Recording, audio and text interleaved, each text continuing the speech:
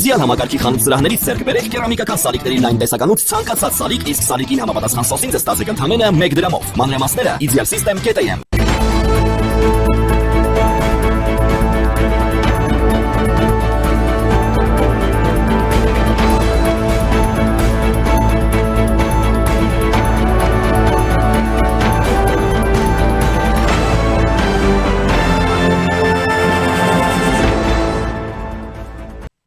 Ամերիկայի Միացյալ Նահանգների և Ուկրաինայի ներկայացուցիչները հաջորդ շաբաթ կհանդիպեն Սաուդյան Արաբիայում։ Ուկրաինայի և Ամերիկայի խմբերը վերսկսել են աշխատանքը և հույս ունենք, որ հաջորդ շաբաթ բովանդակալից հանդիպում կունենանք, X-ում գրել է Ուկրաինայի նախագահ Վոլոդիմիր Զելենսկին։ Ըստ Fox News-ի Սպիտակ տան թղթակից Ջեքի Հենրիխը գրել է, որ բանակցությունները կկայանան մարտի 11-ին Ռիադում։ Հանդիպմանը կմասնակցեն պետքարտուղար Մարկո Ռուբիոն, Սպիտակ տան ազգային անվտանգության հարցերով խորհրդական Մայք Ուոլցը, Մերձավոր Արևելքի հարցերով հատուկ բանագնաց Սթիվ Ուիտքոֆը և Ուկրաինայի նախագահի գրասենյակի ղեկավար Անդրեյ Երմակը։ Բանակցությունների օրակարգում Ռուսաստանի հետ պատերազմի հրադադարի հաստատման ջանքերն են, հաղորդում է Axios-ը, վկայակոչելով խնդրին ծանոթ երկու աղբյուրների։ Մենք միշտ ասել ենք, որ Ռուսաստանի պատճառով է պատերազմը շարունակվում։ Ուկրաինան ոչ միայն պատրաստ է խաղաղության համար անհրաժեշտ քայլերը ձեռնարկել, այլև առաջարկում է այդ քայլերը, հայտարարել է Զելենսկին։ Ըստ Ուկրաինայի նախագահի, բոլորը պետք է համոզված լինեն, որ Ռուսաստանը ընդունում է պատերազմը դադարեցնելու անհրաժեշտությունը։ Դա կարելի է հաստատել հետևյալ ձևերով՝ ոչ մի հարձակում էներգետիկ եւ այլ քաղաքացիական ենթակառուցվածքների վրա։ Հաջորդը կրակի դադարեցում Սևծովի ավազանում։ Վստահության հաստատման միջոց կարող է լինել գերիների ազատ արձակումը, նշել է նա։ Իդեպ հավելեմ, որ գիշերվանից սկսած Ուկրաինայի վրա Ռուսաստանը զանգվածային հարձակում է սկսել, մասնավորապես թիրախավորելով էներգետիկ ենթակառուցվածքները։ Զելենսկին եվրոպացի առաջնորդներին կոչ է արել շարունակել աջակցել այն դիրքորոշմանը, որ Ուկրաինայի անվտանգության հետ կապված ցանկացած հարց պետք է լուծվի Ուկրաինայի մասնակցությամբ, ողջ Եվրոպայի անվտանգությանն առնչվող ցանկացած հարց պետք է լուծվի Եվրոպայի մասնակցությամբ։ Ուկրաինայի եւ Ռուսաստանի հարցերով Միացյալ Նահանգների նախագահի հատուկ բանագնաց Քիթ Քելոգն արտաքին հարաբերությունների խորհրդում ասել է, որ Թրամփը ձգտում է դադարեցնել բռնությունը, այլ ոչ թե ուկրաինական պատերազմը ներկայացնել որպես մի կողմի հաղթանակ կամ մյուս կողմի նկատմամբ պարտություն։ Իսկ այն, ինչ եղավ Օվալաձև սենյակում Թրամփի եւ Զելենսկու հանդիպման ժամանակ, Քելոգը համարել է երկու կողմերի մոտեցումների եւ նպատակների տարբերության արդյունք։ ԱՄՆ նախագահի հատուկ բանագնաց Սթիվ Ուիտքոֆն իր հերթին անդրադառնալով առաջիկա հանդիպմանը նշել է, որ կողմերը կքննարկեն 6-ամսյա հրադադարի մասին հարցը։ Մենք այժմ քննարկում ենք ուկրաինացիների հետ հանդիպում կազմակերպելու հնարավորությունը Ռիադում եւ Ջիդդայում։ Այսպիսով քաղաքը կարող է փոխվել, բայց դա կլինի Սաուդյան Արաբիան եւ կարծում եմ, որ գաղափարը խաղաղության համաձայնագրի, նաեւ լրացուցիչ 6-ամսյա հրադադարի հիմքեր դնելն է, ասել է Ուիտքոֆը։ Նախորդին Ուկրաինայի նախագահ Վոլոդիմիր Զելենսկին Բրյուսելում հանդիպել է ՆԱՏՕ-ի գլխավոր քարտուղար Մարկ Ռյուտեի հետ։ Նրանք քննարկել են իրական քայլերը Ուկրաինայում արդար եւ կայուն խաղաղությունը ավելի մոտեցնելու ուղղությամբ։ Կողմերը նաեւ քննարկել են ծրագիրը, որը կպարունակի պատերազմի ավարտի միասնական եվրոպական տեսլականը, անվտանգության կոնկրետ երաշխիքներն ու Ուկրաինայի հզորացումը։ Առանձին քննարկվել է Ուկրաինայի հակաօդային պաշտպանության համակարգի հզորացման հարցը։ Ես շնորհակալություն եմ հայտնում Մարկին եւ ՆԱՏՕ-ի անդամ երկրներին Ուկրաինային խաղաղության հաստատելու հարցում նրանց աջակցության եւ գործընկերության համար, ասել է Զելենսկին։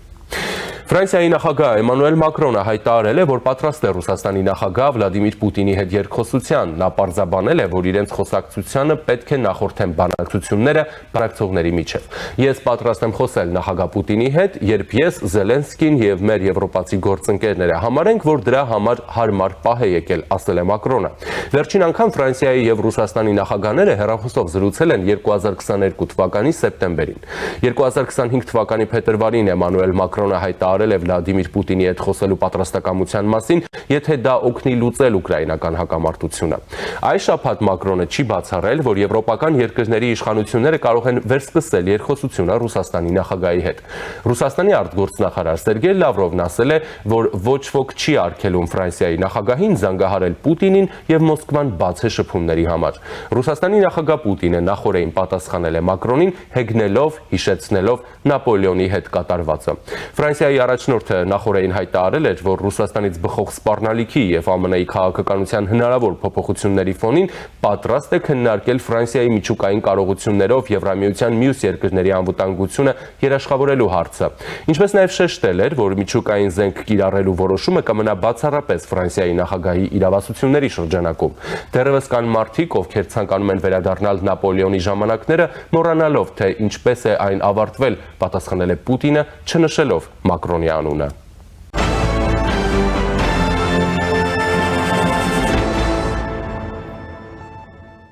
Եվ այժմ միանում ենք Ուկրաինա, զրուցակիցս Հայաստանում Ուկրաինայի նախկին դեսպան Ալեքսանդր Բոշկոն է։ Բարև ձեզ, պարոն Բոշկո, շնորհակալություն մեզ միանալու համար։ Բարի լույս։ Պարոն Բոշկո, մենք գիշերվանից տեղեկություններ ենք ստանում, որ ռուսական կողմը լայնածավալ հարձակումներ է գործում Ուկրաինայի էներգետիկ եւ գազային ենթակառուցվածքների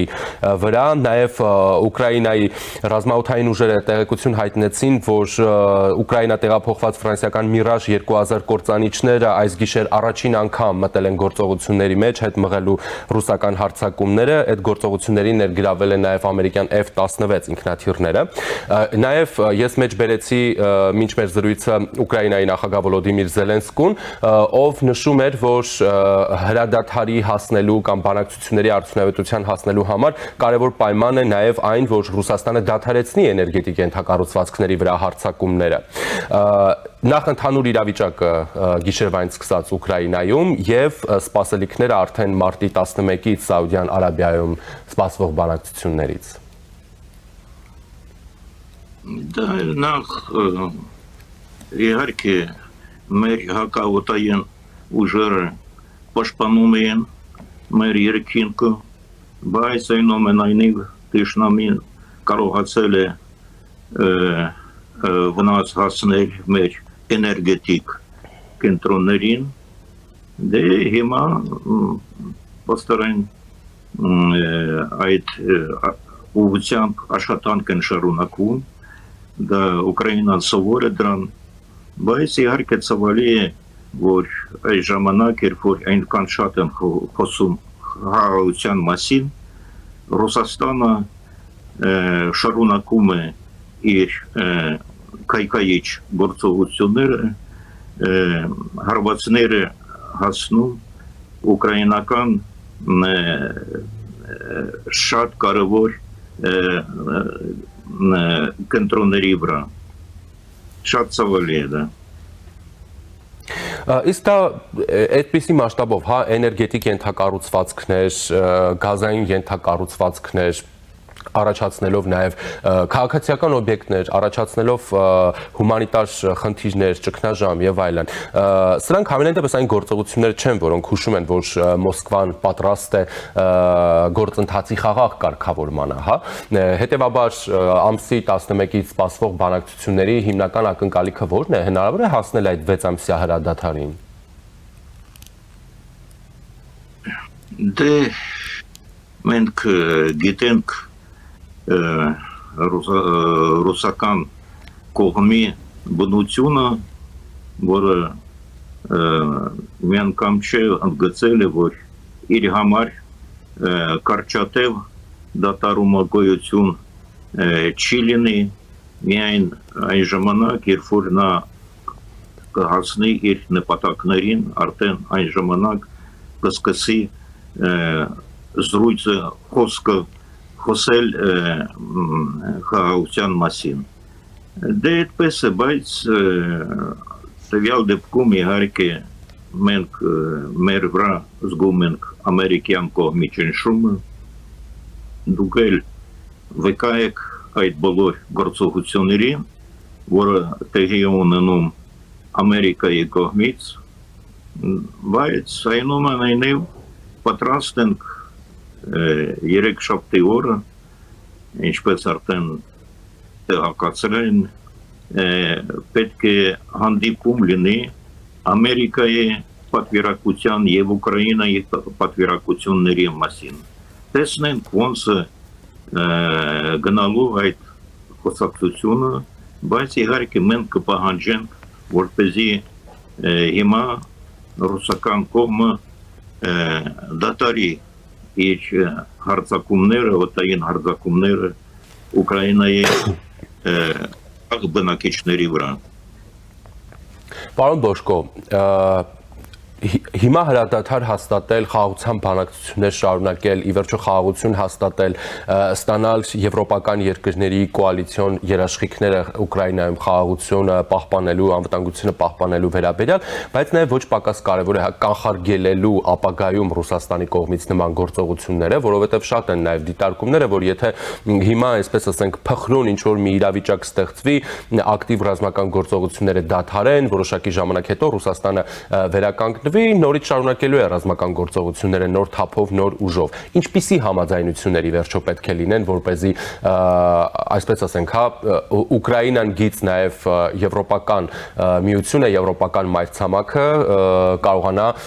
այսպես ասենք, կամ կանխարգելել, կամ պաշտպանված լինել Ռուսաստանից ապագայում։ Վերջին օրերի ընթացքում երկու շատ կարևոր իրադարձություններ են տեղի ունեցել եվրոպական քաղաքական կյանքում։ Նախ, ինչպես դուք հաղորդում եք, դա Ֆրանսիայի նախագահ Էմանուել Մակրոնի ելույթը, մյուսը երեք տեղի ունեցել խորհրդի նիստը, եւ այնտեղ շատ կարևոր Ուկրաինայի համար շատ կարևոր որոշումներ են ընդունված եւ այն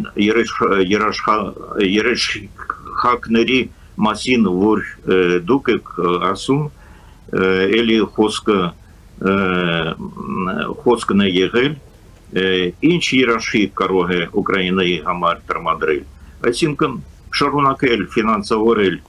մեր ռազմական գործողությունները, օգնել ֆինանսապես Ուկրաինային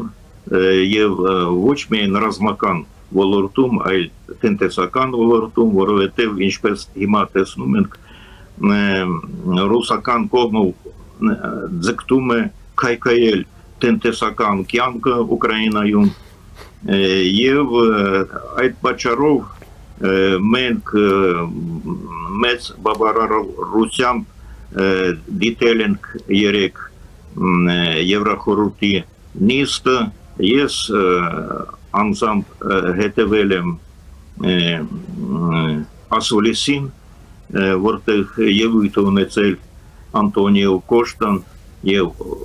Ուրսուլա ֆոն դեր Լայեն, եւ իհարկե տեսնում եմ, որ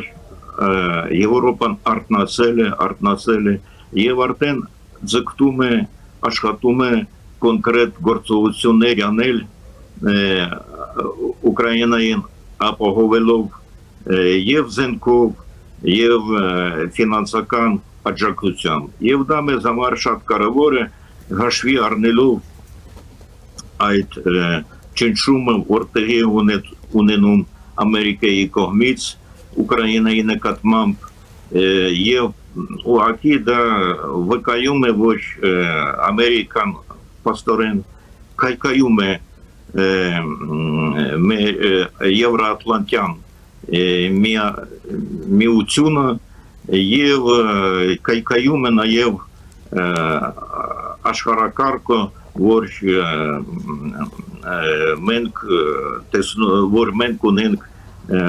տասնյակների ընթացքում։ Դրա համար այդ երկու իրադարձություններ եւ Մակրոնի ելույթը եւ Եվրախորհրդի նիստը շատ կարևոր էր մեզ համար,